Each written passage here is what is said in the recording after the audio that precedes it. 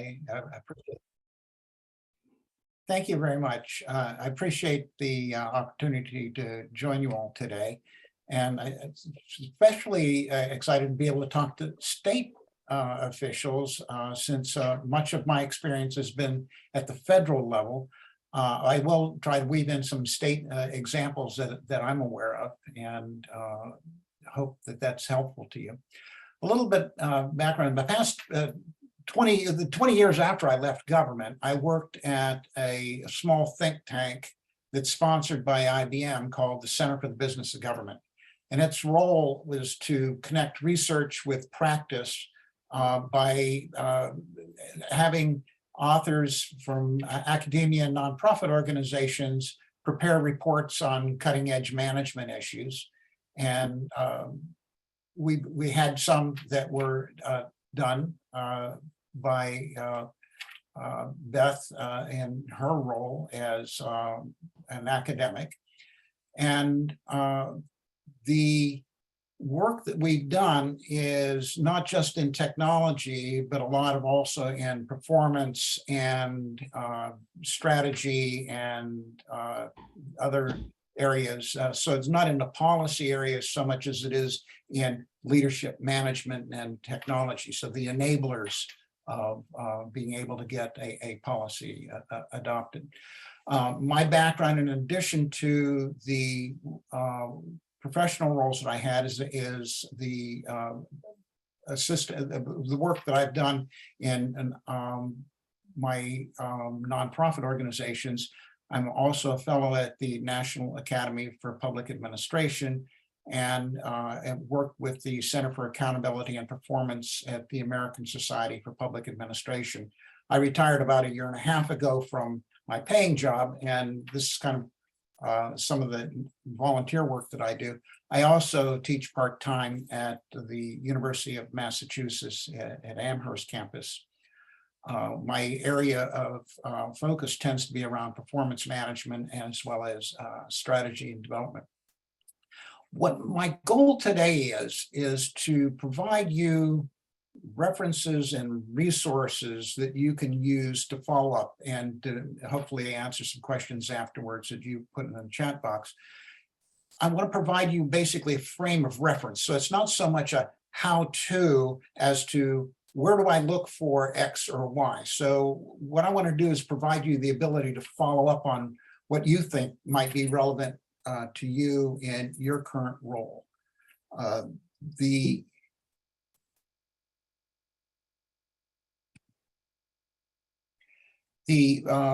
overall, the overall thing is for you to be able to come away from this with creating a performance context and understanding how do you create this context is really important, because the role of leaders is not necessarily to say this is what you need to do, but rather here's what we're trying to do more broadly, and here's how it fits into the bigger picture. And understanding that bigger picture is really important for your team, so that you're all working against what in the military they call a common operating picture. So the hard thing for you is being able to explain or paint for others sort of the bigger picture that you're working in. And then you can then, after you have the bigger picture, people understand sort of what do they do and how does it fit into this broader thing. And so there's different ways of doing this. And what I want to do is there's actually 4 academic disciplines or professional disciplines that can help in this creating a performance context. And what is important for you to understand is that each of these have important roles, but they're competing in some ways. And because people come away with different professional understandings of how to do things, and the way leaders are approaching this is they have to begin to tie these different things together. And so it's not one or the other, but it's how do you bring them together? And part of this is, especially if you're like in a chief of staff role or something, is how do you have the 4 different disciplines come together so they make sense as opposed to compete with each other. They're going to be informing evidence-based decisions at different points in the decision cycle, policy or budget or implementation. And each of these different disciplines has its own tools and approaches and their own paradigms for how do they view the world. And they're useful at influencing at different points in the policy decision-making process. The other thing is that in the government world, in the public sector, each of these communities has different levels of maturity and acceptance and influence in the policy and public service world. Some of them, for example, have the weight of law, for example, performance measurement or strategic planning. Others have an institutional history with clear processes like budget and finance. And others are sort of based on goodwill or the interest of supportive leaders like Foresight or program evaluation. So what I'm hoping to do today is help you understand where do you use each, how do you bring them together for decision makers as opposed to having them compete with each other. And the trick is to understand or appreciate the pluses and minuses of each, and they have different underlying assumptions.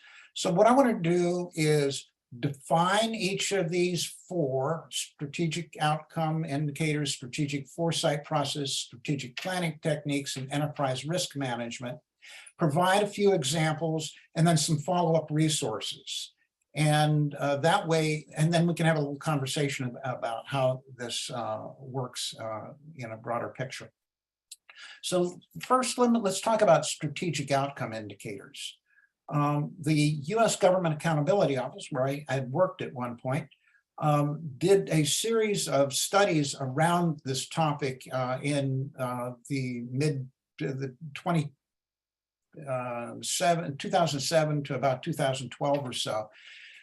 And they developed an approach saying that you really need to have a system of key national indicators that would provide an independent, trusted, reliable, widely available, and usable source of information for policymakers.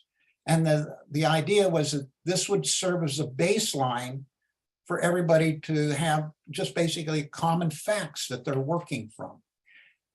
And also to be able to show how those facts, whether it's health or infrastructure or economy or whatever, is what is the progress that we're making more broadly, and then how do we compare either over time or to other countries, both on an absolute and a relative basis.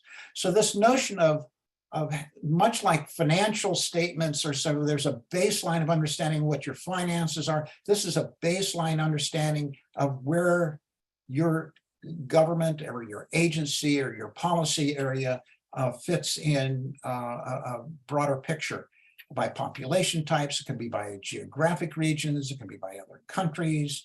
And then it helps inform future priority goal setting. One of these, for example, is be intergenerational equity around, say, climate change or around debt burden. And so those are helpful context to be able to have to be able to do this. The GAO report, I will have it in your handout, is something that you can go back and look at.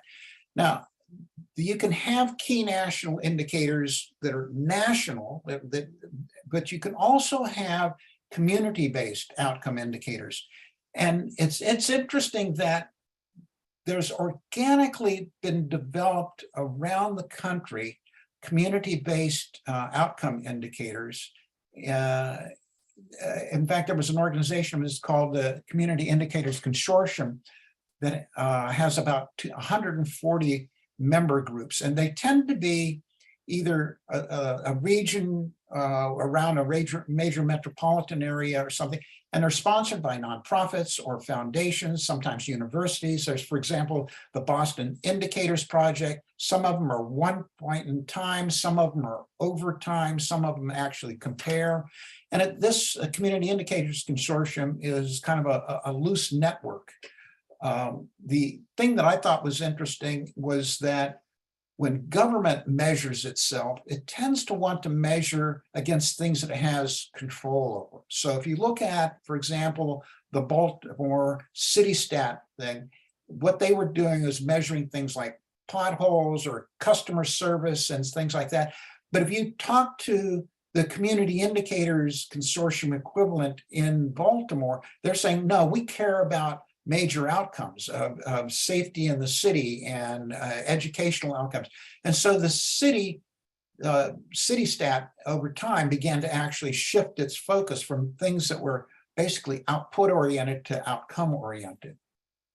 There's also areas that are policy specific indicators. There's something at the federal level called the child stat that brings together statistics around children-related issues from a number of different federal agencies. The Department of Health and Human Services has at the Administration on Children and Families something called Child Welfare Outcomes. And there's some state level versions of this in states around the country. In education, there's a nonprofit group called the Data Quality Campaign that provides comparative educational data across states. One of the longer lasting and bigger initiatives is something called Healthy People Initiative. It's run out of HHS at the federal level. But what's really interesting is that they really tie together state and local and nonprofit and even for-profit health-related things. It started in the 1970s, and now they have something called Healthy People 2030. They always try to look about 10 years out. And a lot of what they're focusing around now is something called social determinants of health. Here's some resources that you can pull up and look at for examples that provide interesting things. USA Facts is interesting in that there was never a key national indicators initiative that was pulled off that was recommended by the Government Accountability Office. And Steve Ballmer, the former Microsoft executive, has created a nonprofit foundation called USA Facts.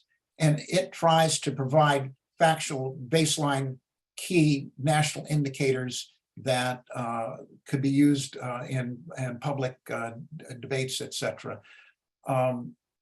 There used to be an equivalent, somewhat of an equivalent that was prepared on an annual basis as part of the US federal budget, but it was sort of dropped a number of years ago. So in a way, Steve Ballmer provides the key national indicator data that from about 70 or 80 different data sources that is useful to people today. The second is strategic foresight. This is something I've been involved with for about a decade, maybe a little longer. And IOC foresight, I like what Daniel Kim says. He says it's about being able to perceive the significance and the nature of events before they've occurred. So it's not predictive. It's not, but it's basically, how do you imagine multiple different futures and how would you adapt based on each of the different futures? The key method that's used oftentimes is something called scenario planning. And there's no defined endpoint, but rather it's a series of paths that you try to understand what's going on. The National Academy for Public Administration in 2008 recommended the use of this at the federal level. Other countries are further ahead than our country is around this. In 2016, as part of the presidential transition materials that were developed prior to that election, the National Academy made some recommendations to say this is something that should be embedded at the top of government, but there should be some arm's length from top leaders so it's not politicized. And what's actually happening is this is happening at the agency level, largely as a staff unit. In some cases, there's things that are external to government, but such as nonprofits or foundations that provide some of this foresight ability. At the federal level, there's a federal foresight community of interest, and it's basically a loose network that was created in 2013 by individuals who just are passionate about this, and they're working on foresight issues within their organizations across the federal government. Other countries have done this at a national level. The country is probably the furthest ahead is Finland. But these, and Canada has something, but these are countries that tend to be much more centralized. Some, like the United Kingdom, did them as sort of a one-off thing, but sort of dropped it over time. At the here's some examples. At the federal level, there was an interagency task force in the mid-2000s. It was called Project Horizon, and it brought together about 40 different agencies looking at where the international and national security community would be going over time. And that report has actually been helpful even today, helping agencies frame things. What they did is they came up with a set of different scenarios, and then what they tried to do is find out what was a common talent that was needed across each of the scenarios that needed to be developed as a capacity by these agencies over the years. And so that's why, even though that was a task force that was a one-time thing, its influence is still continuing today. The longest running foresight initiative is called Project Evergreen, and it's run by the Coast Guard. And they used it to, for example, predict climate change in the Arctic and what that would have as an influence on the Coast Guard's ability to provide services in the Arctic regions. They also used it at one point to predict what relations with Cuba might be over time and prepare for communications with the Cuban version of Coast Guard and working back for it. So they've used their scenario planning in ways that have actually changed their operations and how they do stuff. There was an interesting initiative at the state level that I was familiar with. It was called the Council on Virginia's Future, and it ran for a number of years, but its legislative authority ran out in 2017 and it disbanded. But it was the only example that I'm aware of recently of a state doing some sort of foresight initiative. Here's again some potential links that you can look at. Let me see if I can bring this out. And what I'd like to be able to do is maybe show you. Here's the foresight community of interest. They are fairly active. They created this website, and this is all volunteer among employees across the federal government and sometimes outside. And they bring together a lot of people, and state people can join if you wanted to. So that's not something that's constrained that you would need to worry about.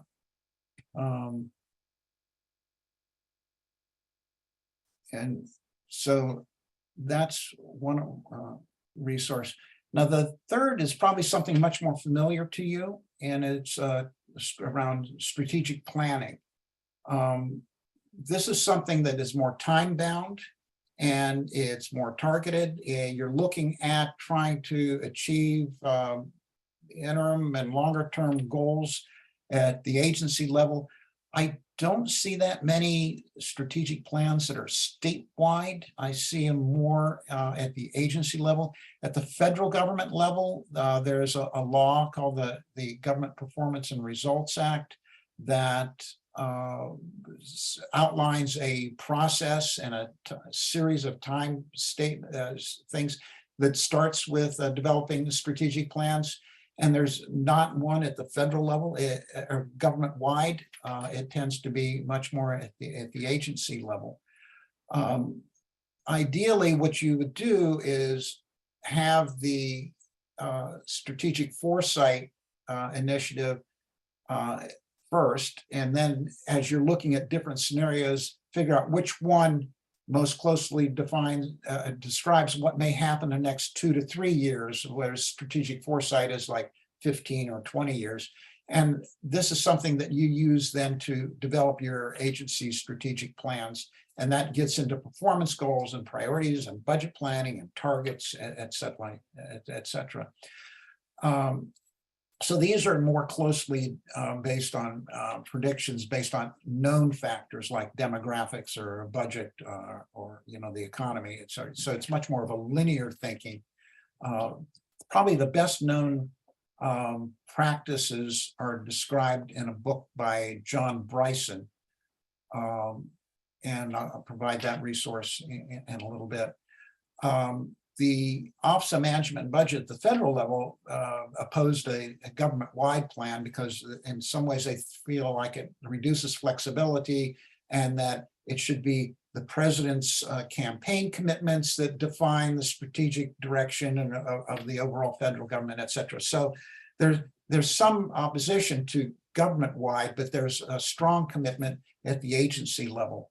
The challenge is when an outcome requires the interaction between a number of different agencies. And that's something where I'm seeing a lot more interaction at the state and especially at the local level. There's sometimes, in addition to agency plans, policy-specific plans, or what at the federal level they're called national strategies. So there'd be defense strategy or cybersecurity strategy. There was actually in the Bush administration a pandemic strategy, but it was sort of lost over time. At the international level, there's something called the Sustainable Development Goals, and they were set in 2015 with targets for 2030 to be achieved in 17 different areas. And interestingly, that tends to serve as a strategic planning framework for many, many countries around the world. And the US tends not to participate overtly in it, but it sort of double checks its initiatives in the budget against what's going on in the UN's Sustainable Development Goals. But those Sustainable Development Goals may be something that you may be interested in looking at to see what's going on in the rest of the world and how are they approaching this. Some examples at the federal level. The Department of Veterans Affairs has a really good strategic plan to look at, and the link that I have here is to their most recent strategic plan. There is a strategic plan at the state level in Vermont that I thought was kind of interesting.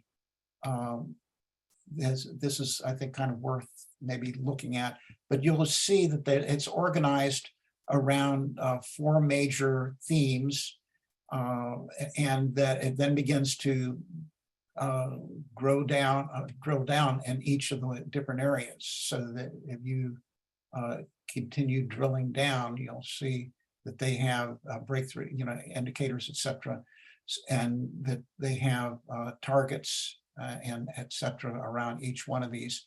And I'm assuming at least at the federal level, a lot of times targets are tied to individuals, and their names, et cetera, will be posted on the internet so people can see the accountability of individuals around different things. Most of the state level strategic plans that I've seen tend to be at the agency level. As I mentioned, John Bryson's book is probably the most well-known that's used. I added a couple other links. One is a how-to guide by the Harvard Kennedy School. It's a nice short checklist. There's one by a nonprofit, the Special Libraries Association. It's an old handbook, but it's it's about maybe a couple dozen pages, but it tends to touch on a lot of the highlights that are useful. Enterprise risk management is an older discipline that has started actually in the private sector. This notion of identifying, assessing, and managing organizational risks is an important element. What's interesting is there's a strong relationship between enterprise risk management and strategic foresight. Both of them are trying to look ahead as to what will be different, but their mindsets tend to, and their professional disciplines oftentimes approach this in very different ways. What I think is interesting is that you really need to coordinate the strategic planning, strategic foresight, and ERM capabilities. It used to be that risk management focused on internal controls and was largely in the chief financial officer's shops. Traditionally, they're defined as threats to an organization's objectives, but in a way, there's always threats. If you want to eliminate risk, then you wouldn't do a lot of things. For example, if the Federal Aviation Administration wanted to eliminate risks of flight crashes, then you would ground all of your airplanes. So we always kind of accept some risk. The question is, how do you manage it? It started in the private sector, as I mentioned earlier, in the banking and finance, and then it moved to oil and gas and insurance. And there's a certification process, there's international standards, et cetera. The public sector began to expand beyond the internal controls focus on risk in about 2010. And at the federal level, they began creating, much like the strategic foresight thing, this informal network between agencies of people that were passionate around this. At the federal level, there was a woman by the name of Karen Hardy, and they created a nonprofit organization, the Association for Federal Enterprise Risk Managers, and it's sort of rooted in the financial management and the chief financial officers community. But it's largely moved beyond finance and is beyond internal controls. And in the Office of Management and Budget's revision of its risk management circular, it expanded to enterprise risk as opposed to just internal risk. And agencies are beginning to create chief risk officers. It's an agency-wide role.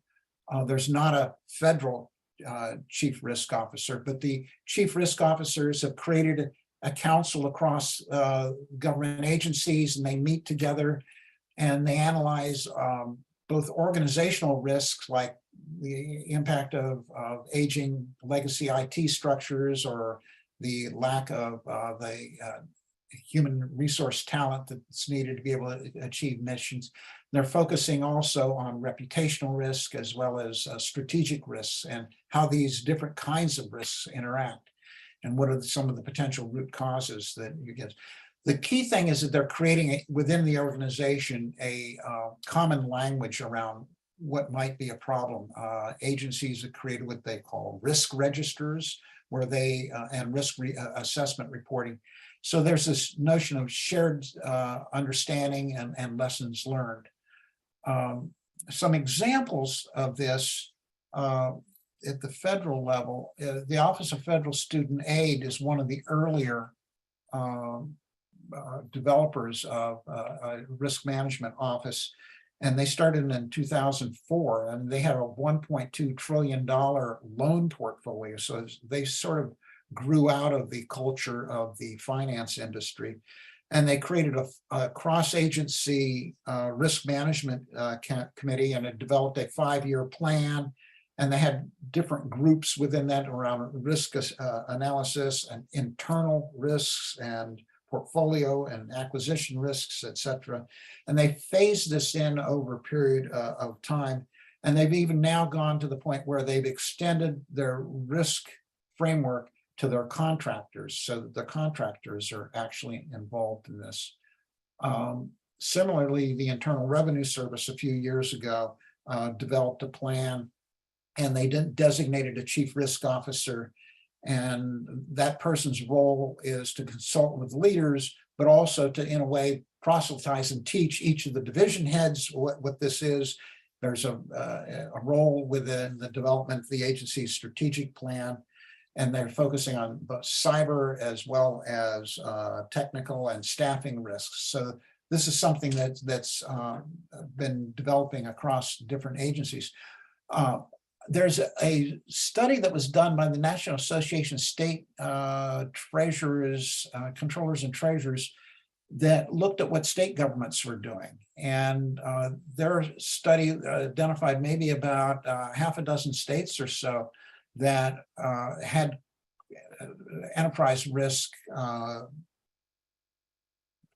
initiatives underway. And what I thought was interesting was that there's one that was developed for, let's see, for the state of Pennsylvania, and we have the state of Pennsylvania's chief risk officer actually here on with us today. So let me see if I can. There it is. It's a fairly recent initiative from about a year ago that established a risk policy. It looks to be fairly brief, but it actually gets into creating a governance framework and a set of processes. The Chief Risk Officer, Ashley Zink, is on the line here today. So Ashley, do you want to talk a little bit about what you're doing?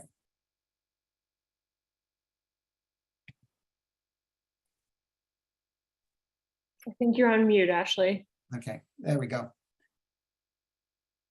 I can hear you. You can hear? Yeah. Ashley, go ahead. Oh, no. Oh, Yeah, we've got you now. Okay. We've got you. go. Okay. Go ahead. Yeah, so the Commonwealth of Pennsylvania, we are in the first year of this new management directive that really did exactly what John described in terms of the transition from an internal control model for every accessible unit to more of an enterprise risk management model, where we are requiring that all agencies under the governor's jurisdiction complete a risk assessment and a summary report that are then used not only to inform that agency's decision making, but also we're now starting to be able to aggregate that data Commonwealth wide to see where we have opportunities for improvement that can be addressed enterprise wide. And we are really just starting to really purposefully use performance measures and all of that to be an intentional part of the risk management framework. One way that we're doing that is really encouraging our agencies to use things that they're already measuring with their performance measures, to use those to inform or to be their key risk indicators. That way, let's say, they've gone out of the green zone for a specific measure. We then know that that's going to change their risk rating in that particular area. So I think there's a ton of synergy here between performance management and enterprise risk management, because we're using very similar data points and they can really be used to inform each other. Whether those are opportunities for continuous improvement or, chances to update policies or procedures. But we're in the fairly beginning stages of this deployment throughout the Commonwealth. And we're really hoping that in the next administration, we'll continue to receive that sponsorship and buy-in so that we can really align agencies' risk appetites with that of the governor and his or her goals. And Ashley, have you created a cross-agency council? So currently, network across agencies? Yeah. When we first started the enterprise risk management journey, my position was in the Office of Performance through Excellence. And so a lot of those folks kind of have made up the core early adopters of enterprise risk management in their agencies. Each agency under the directive is supposed to have their own risk oversight committee. And then as a Commonwealth, we have an ERM governance structure that includes folks from the governor's office, the budget office, legal, all of those kinds of entities, so that we're, reviewing that aggregated information. And then it also gets reported up through our audit committee. Okay. And do you have any links at the federal level, for example, the Association of Federal Enterprise Risk Managers or the Federal CFO Council? A little bit. So I found the resources from AFIRM and also from the Risk and Insurance Management Society, RIMS, to be very helpful. We're actually speaking at the end of the month with AFIRM and doing a panel with the risk officer from Chicago. So that's really exciting, and we're looking forward to that. But definitely the resource that you had from OMB, that federal playbook on enterprise risk management, has a ton of great resources that can really be used to kind of plug and play. Great. Okay. Well, I've just put up on the screen some of the resources.